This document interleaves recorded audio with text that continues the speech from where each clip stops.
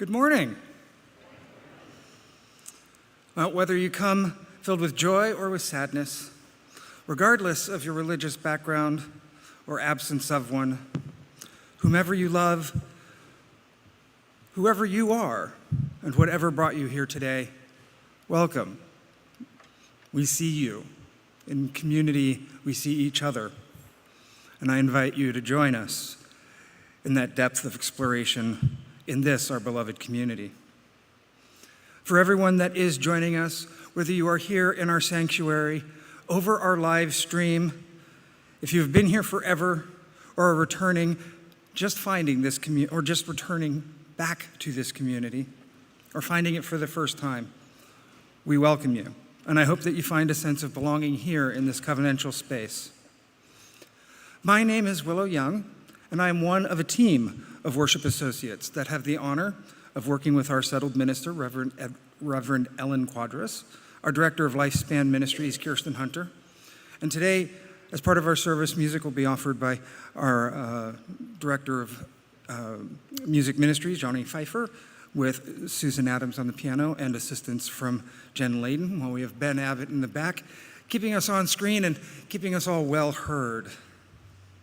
And of course, there's so many more of our staff and volunteers, both seen and unseen, that allow this day and this morning to come together. And so may we keep them all in our hearts and hold gratitude for that which we do not know, yet keeps us moving forward. And then, of course, today, we have the grace and pleasure to be honored by our own Alice Timmins, who will be offering our sermon and benedictions today. Now, for those who feel they may need assistance, we also have personal listening devices and large print hymnals available, and our ushers will be more than happy to help you. And one other ask is that we all give each other the grace of presence by silencing our phones.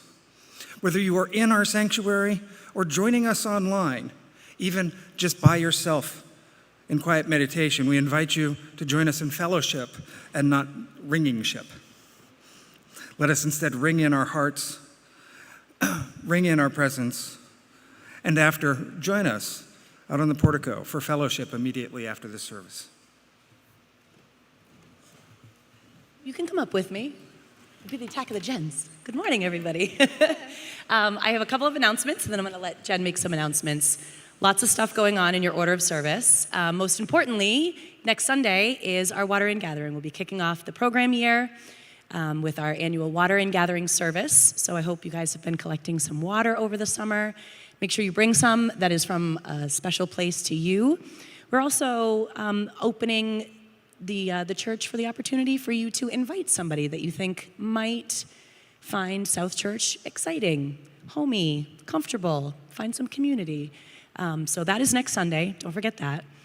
We've got the all-church book read and potluck coming up on the 11th. We have got a, what do they call the talent show night? What's the open mic night called? Coffee house. Coffee house. All right. Yeah, we've got a coffee house coming up. And we have some beloved conversations, I believe, happening downstairs, some reflection circles with the Committee on Ministry. So make sure you check your order of service. Lots of stuff going on. And today is the last official day of the summer session, including for religious education, which means after Water In Gathering next week, Water In Gathering is all ages, so we'll all stay in the sanctuary. And then after that, our RE programs begin, and it's time to register all kids for our RE programs. And registering does not mean you have to come every week or anything like that. It really is just making sure we have all the information on all our kids to keep them safe and help them have good experiences here. So, time to register for RE. I have a QR code downstairs, or you can just go on the church website or the RE website to find the link to do that online. Also, for all kids, next week's Invite a Friend to Church Day that Jen mentioned is open to kids too. Like, I think we all know people who we feel like would like it at South Church, and it can be super awkward to be like, hey, you should come to my church. That can be an awkward conversation. But on a day where that is the intention, that we're all inviting people to come, it's a little easier. So kids, bring friends, grown-ups, bring friends, and it'll be a great day. That's it.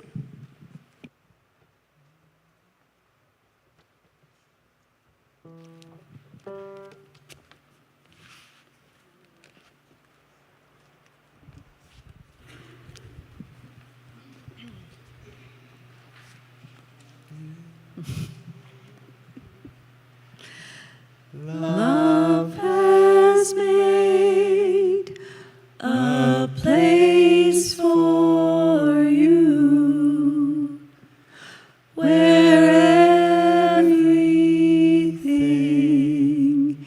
is new. Love has made a place for you where everything is new.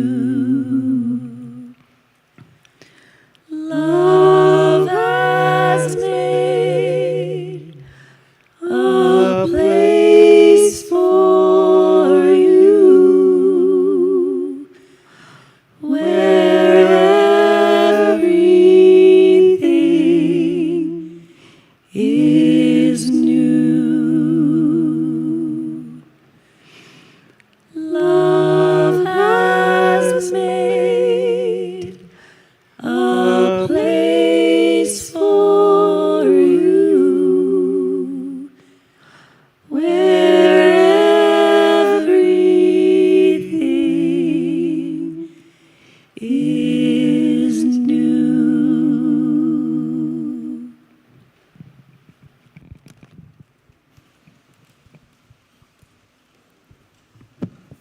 Thank you.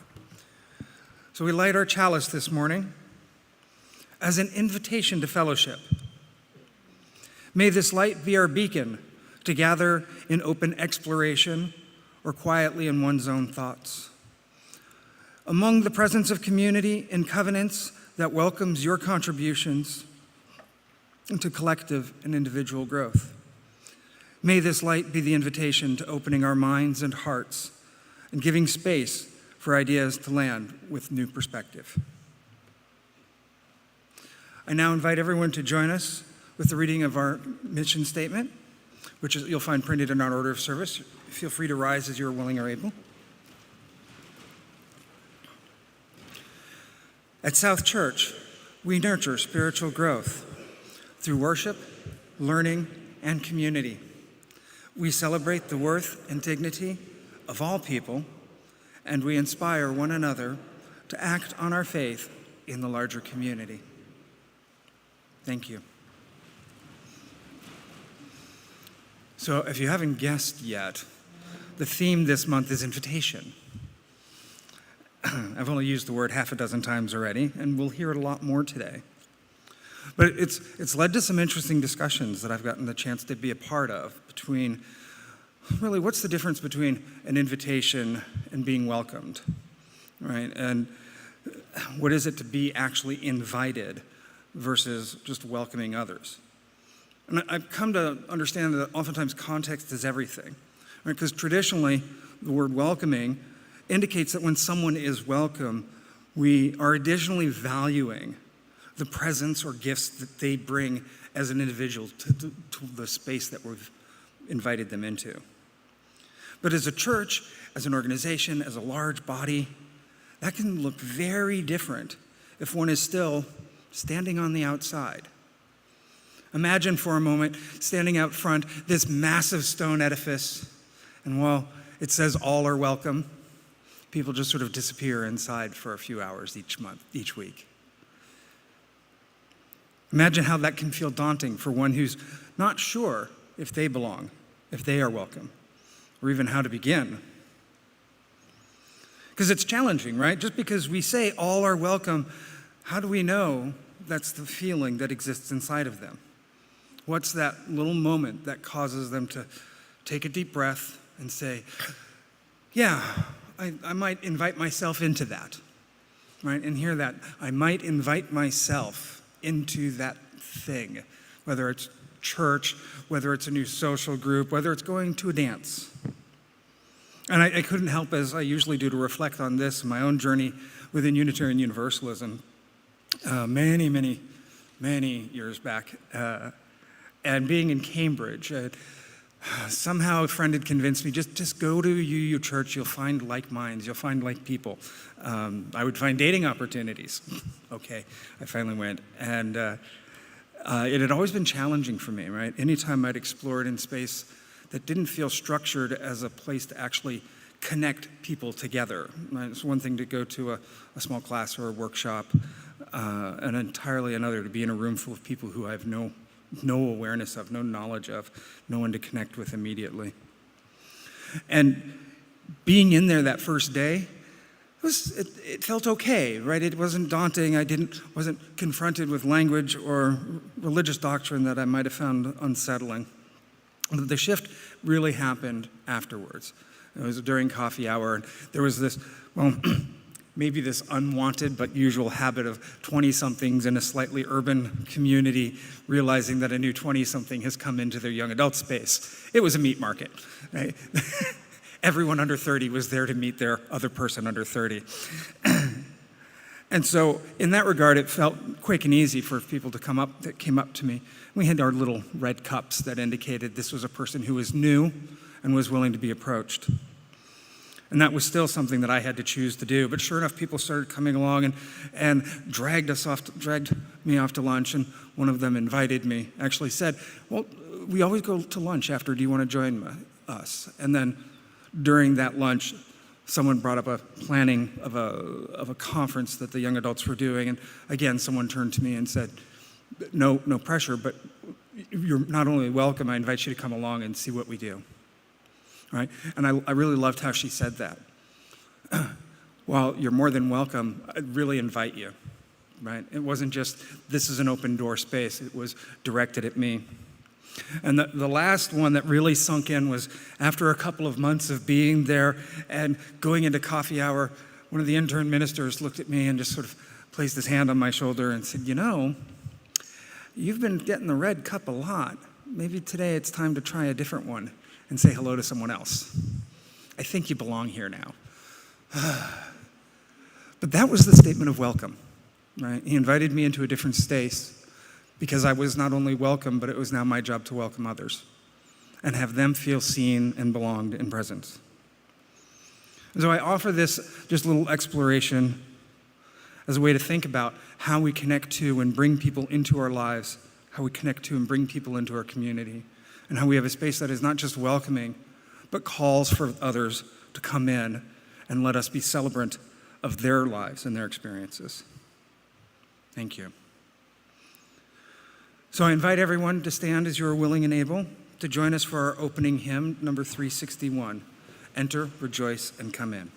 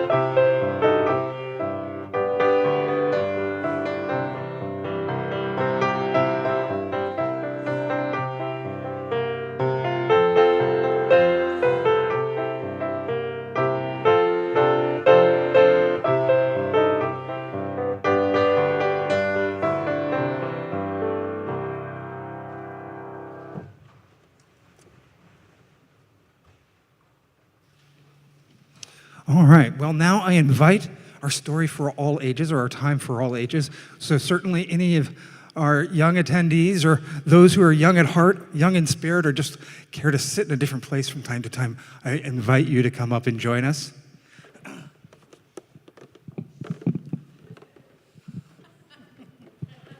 Well, I'm going to sit down here on the floor no matter what. So others can put their hips at risk just like mine.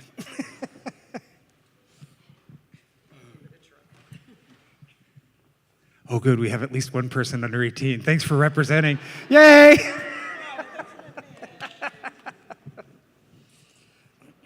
Well, I thought today I'd tell a little story about this sort of average kid named Jamie. Right? And Jamie, well, I say average. Jamie was just like any other kid. They enjoyed playing with friends. They were active in school, participated in sports, and kind of pretty much did everything.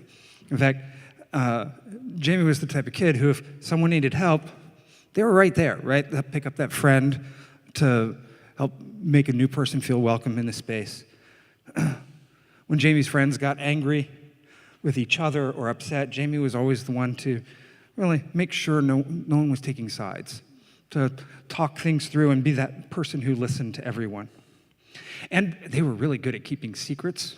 So Jamie was that person folks liked to talk to because Jamie was easy to talk to. Jamie seemed to get along well with their peers, grown-ups, even the teachers. Like, imagine that. So Jamie seemed like this trusted kid, and certainly the grown-ups in their life saw that as well, saw that this is a kid who's just always engaged with the world and participating. But see, Jamie kind of had this little secret. As on the outside, they fit in wonderfully, but on the inside, they never felt like they belonged. Like they didn't fit anywhere. They were where they were because that's kind of where they were supposed to be. They were the way they were because that's how they were supposed to be, right? You try to be at school because that's where you are and do a good job at learning, and if someone needs help, we step up because that's what we do. But see, what would happen is, Jamie would be out with their friends, or as recess was starting or ending, and someone would say, well, we're going to go to lunch. Jamie would go, okay, and then end up sitting off by the side on themselves, either reading a book or doing homework. When other kids would announce, hey, we're going to all go to the lake tomorrow and go swimming, Jamie would sit at home excited, wondering what they would bring to the pond or to the pool, only to end up sitting at home waiting to hear from their friends because they didn't want to just kind of show up. That always felt wrong, right? They weren't supposed to intrude or step into other people's spaces. But Jamie, knowing that they didn't want to be alone and by themselves all the time, decided, you know what, I'm going to throw a party. And they did. They put together flyers, and they passed them out to all the other kids at school. And you want to guess how many showed up? How many do you think came? Yeah, maybe just 2 or 3 kids out of all of that school. Oh, how do you imagine Jamie felt right then and there? Yeah, Jamie probably didn't feel good, right? They were pretty upset. And this became slowly apparent to other people around them because back at school, Jamie stopped going out on the playground during recess. And Jamie stopped being the kid that helped out. And when parents or grown-ups would talk or participate, Jamie just kind of sat in the back and was like, whatever. Almost really resigned to things. What do you think was going on there? Why do you think that happened? Why would Jamie suddenly disappear and become someone they weren't before? Any thoughts? Yeah, Jamie never felt welcome. And in fact, he was very welcome. One day, one of Jamie's friends came up to them and finally said after weeks, hey, what's wrong? We don't see you out in the playground anymore. Have you been okay? And Jamie almost didn't know what to say. They just started crying and felt like, well, nobody wants me. And they were brave enough to just say that in the moment. And it suddenly clicked to their friends that this person who seemed engaged and wonderful and part of everything never felt like they belonged. And tried to convince them, but we love having you here. We want, it's great when you show up at parties. You're always this great source of energy and attention. And yet Jamie still didn't quite believe. Until one moment, a teacher overheard them and said, well, has anyone ever asked you to go to something? And he said, no one ever does. And their friend said, what do you mean? We asked you to lunch yesterday. And we had that great pool party last month, and we thought, we asked you to that. She was like, but no one ever asked me. See, and this is where we get confused sometimes, because it can be that we're just hanging out with people we enjoy and forgetting that for a lot of folks, it takes a big act of bravery to say, I belong and I include, that I get to be included too. And so what that taught Jamie, and hopefully teaches all of us, is a chance to say, I want to participate, to take a chance to be brave, but also to do that one other thing, which is to invite themselves, right? To say, I'm going to invite me into this world, and if I'm doing that, maybe I can invite another, and hopefully, or even ask, we're going to lunch today, can I come along? Yes, we would love to. Right? It is work. It takes both people to have that in mind, but I offer that as presence for how we may find deeper ways to connect to each other, because what we see on the surface is not always who we think we are. Thank you.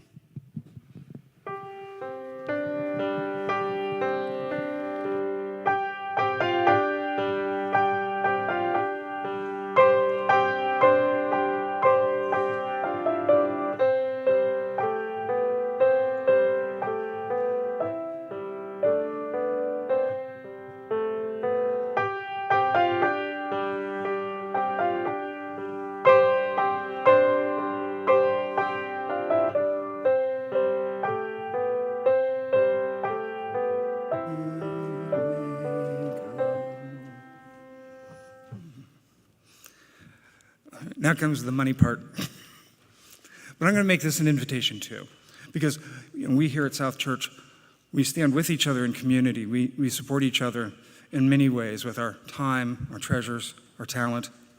And just by being in community and being present together gives us an opportunity to feel part of a larger group, a larger entity, to feel some spirit within ourselves. And unfortunately, that doesn't just come out of thin air. It comes with the work and the commitment of our volunteers, our staff, our community, and our wonderful space. As we ask each week for contributions, we invite people to contribute as they can and as they are able. But we don't just do this all on our own, just for our own well-being and our need, because we do have a larger mission, and each month we choose a way in which we share our collection with another organization. And this month, for the month of September, our collection will be shared with the South Church Immigrant Support Fund, ISF. Organized in 2020, the ISF was born out of the challenges faced by those seeking asylum and facing the threat of deportation.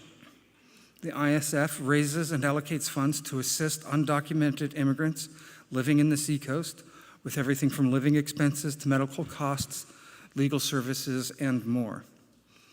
And so I invite everyone today to open their wallets or open their phones, find that extra little bit of offering to give. Feel free to use our Vanco app or scan the QR code on your phone, and maybe please take up today's offering. Thank you.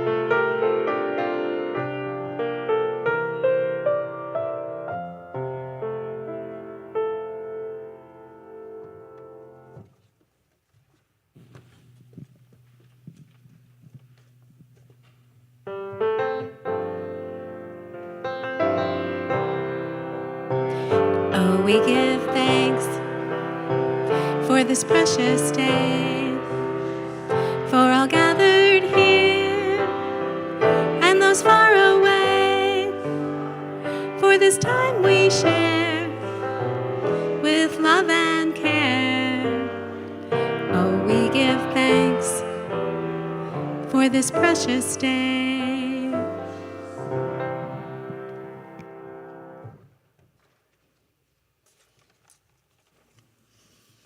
Don't worry, I'm not here all day. But I do ask and invite all of us to take this as a moment to find ourselves comfortable in our seats, to take a deep breath. And I invite everyone to align our attention on the inner self. And I invite to the larger universe, that which is larger than all of us, to be welcomed into our hearts. May we reflect on what arises in this moment, the weight of every thought leading up to now, balancing precariously sometimes with the emotions of what is yet to come. May clarity come to that which feels unspoken, wishing to be called forth, yet unable to find its voice, too quiet, too unsure, too afraid. And if we are present completely, just maybe the Spirit will bring curiosity to that which keeps us from landing in this moment. That this is where we may discover the unexpected. That this curiosity helps where we may need to have welcomed the very misgivings that are being felt. And that this may be where we find solace to heal. May we hear the invitation from the universe, come forth, be seen. Let us all experience the lessons from your soul. It requires no words, no actions, yet gets to be seen wholly in the presence of your being. Here you may welcome the unsure, the confident, the joy, the sorrow. We welcome the darkness, and we welcome the light, and we welcome whoever and however you are, because it's in the presence of all of these ways in which we start to welcome that is how we together invoke and make that which is larger than us.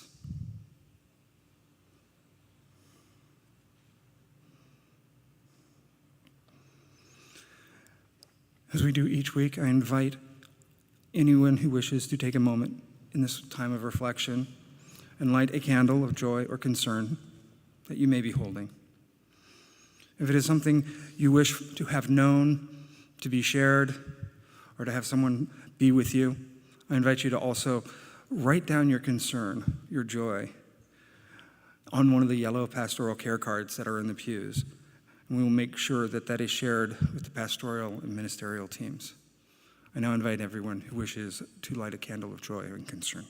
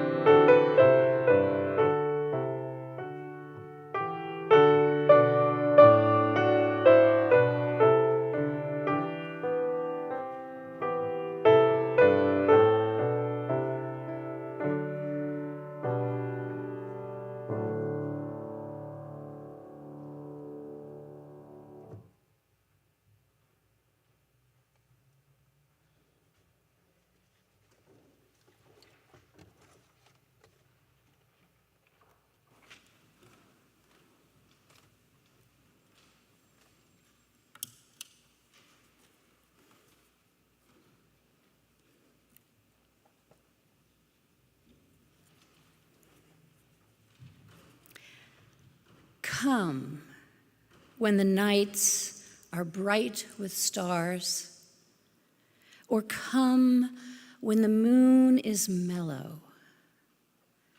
Come when the sun, his golden bars, drops on the hayfield yellow. Come in the twilight, soft and gray. Come in the night, or come in the day. Come, O love, whenever you may. And you are welcome, welcome. This poem of invitation is by Paul Lawrence Dunbar, born June 1872 to two former enslaved persons from Kentucky. Paul became one of the most influential poets in all of American literature. I am so grateful to be invited to be South Church's guest speaker this morning. My name is Alice. I'm a retired school counselor and social studies teacher. As an artist, I work in textiles and write poetry. This invitation helps me to realize I am home here, that I belong. That is such a kindness. Thank you. South Church's theme this month is invitation. Invitation. That embraces all manner of forms: a noun, a thing, a piece of formal stationery, a crayon Valentine masterpiece. The experience of inviting others or of being invited, of anticipating a prized event, of being chosen. And as Willow told us, invitations can be tricky things. They can have unexpected consequences that may stay in someone's heart for a long time. Valentine mailboxes stuffed with little hearts, a written gift, a warm compliment. We want you here. We want you with us. You belong. Please come. Please do. And for that little boy or girl, the social cues weren't clear, and they were welcome. You see, there can be a gap in the Venn diagram of invitations, the space outside of the circle of inclusion. Those unchosen, the experience of not being chosen, of being weeded out. Sometime in the past, many of us have anticipated a tasty event that we missed for being overlooked, whether it was accidental, an oversight, or by intent. I have a childhood friend who experienced this back in the 3rd grade, as did all the children at Flower Valley Elementary School. She and I spent a February weekend folding and cutting pink paper shapes, pasting lace and red hearts to decorate a shoebox, making it her personalized Valentine mailbox. As did the others, she brought her prized creation to school. Each child hoping to win the prettiest box contest and to come home with a pink mailbox filled with little cards of belonging. But at the end of Valentine's Monday in this story, my little friend's pink box contained just 2 "Be Mine" cards. One was from our teacher. Too wounded by her schoolmates, by feeling embarrassed, and too young to reflect on her part in this, she never really forgot or healed from this early rejection. That was an original wound from 56 years ago. As adults, let's remember the hurts of childhood and correct some of that turmoil now. Let's find ways to refill one another's Valentines clear to the brim. And even for adults, invitations can be more than they appear. For some of us, they can be a bit scrappy. For someone shy or living with chronic anxiety, invitations require courage and a bit of bucking up to respond, s'il vous plaît, and then to actually appear. Invariably, the gift of being longed for is worth the turbulence, and in return, you are gifting your host. On a different note today, let's look at a deeper kind of invitation. The etymology of invite can be found in the 1530s. It was a French verb, inviter, and from the Latin invitare, meaning to summon, challenge, to feast, to experience vitality. I say yes to the 16th century. Invited to take a personal visit to one's own inner vitality, a look inward to one's liveliness, to personal expansion, and to the peace of personal acceptance. Metacognition, thinking about thinking, is encouraged here at South Church. It's in the way Reverend Ellen and Kirsten Hunter's sermons invite challenges to think in a new way, to re-envision a circumstance that already seemed sewn up neatly, lean inward, slow down, take a fresh look. These are super battery-charged invitations, and it works. This morning, I invite us to awaken the deep inner ear, the one in harmony with the heart. I challenge myself to rest this afternoon in silence, to vibrate my tuning fork to hear you, to chime with you. Is there a formula for this? No, not really. But there are plenty of exercises that can move in this direction. Paying attention to the changing weather pattern in the face of one who replies, "Oh, just fine, thanks." Quietly expanding from that light brush of conversation into a welcoming space of common sanctuary, a simple pause of silence to allow what will be to be. And there is poetry and music. Music certainly can take one to deeper times and places. I will tell you a story about my recollecting belongingness that involves music. Recently, I was sitting in the garden with my twin sister, Amy. Yes, we're identical.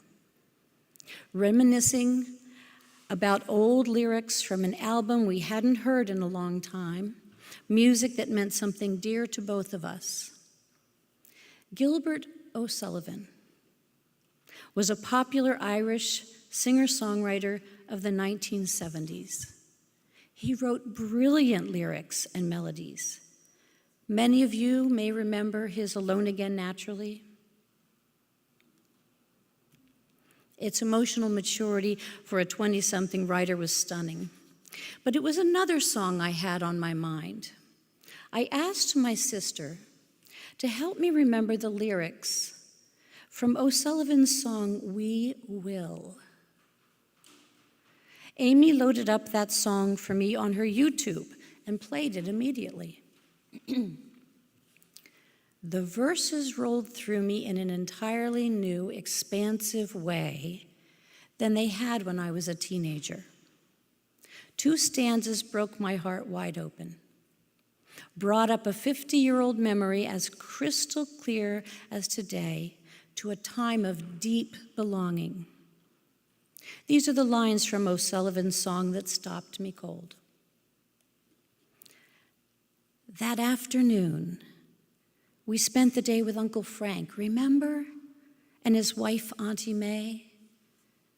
Well, do you know, since then, I've received up to 4 letters of all of which repeat the same.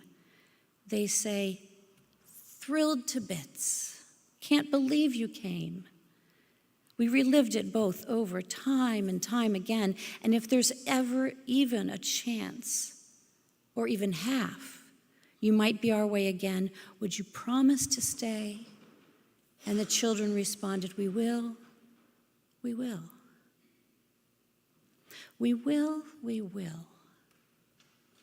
I was transported to a station wagon, our family's monthly Sunday invitation to visit 2 elderly relatives.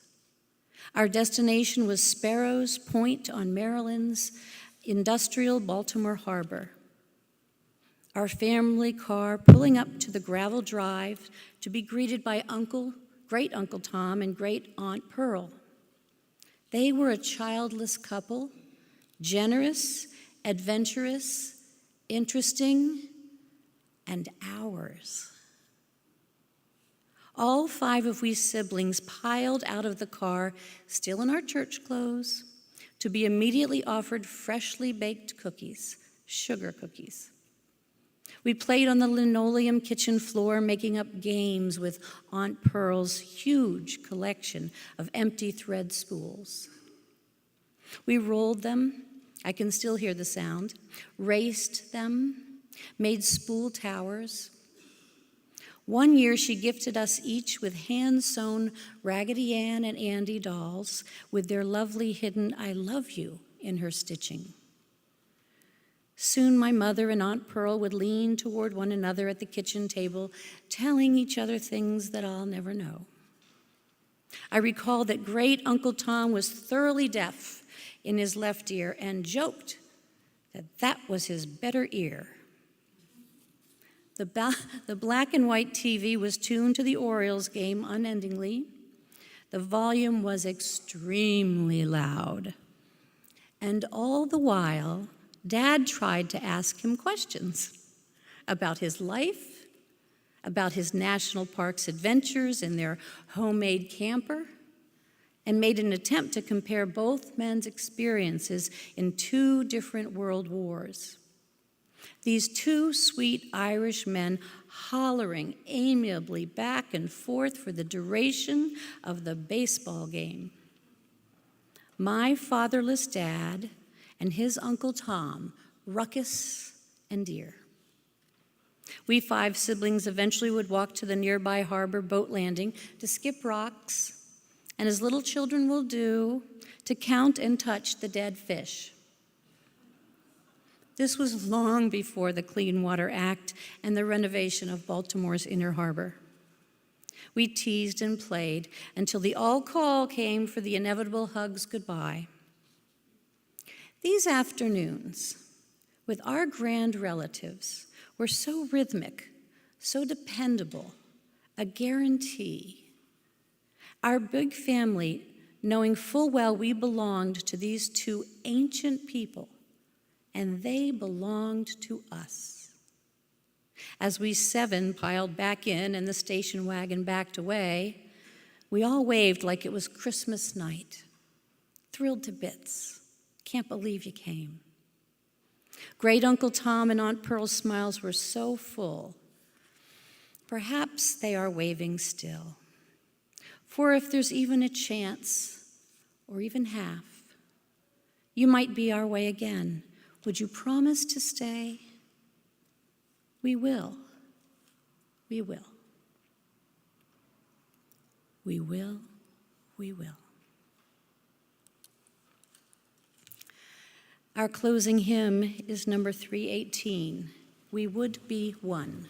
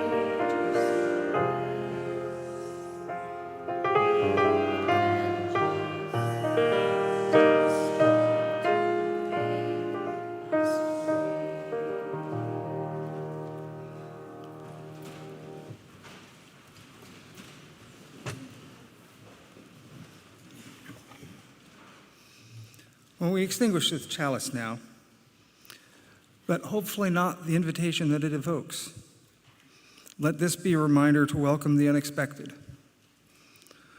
Allow it to illuminate its value and inspire us all to invite others into our lives and express our gratitude in their being part of that deep and loving connection.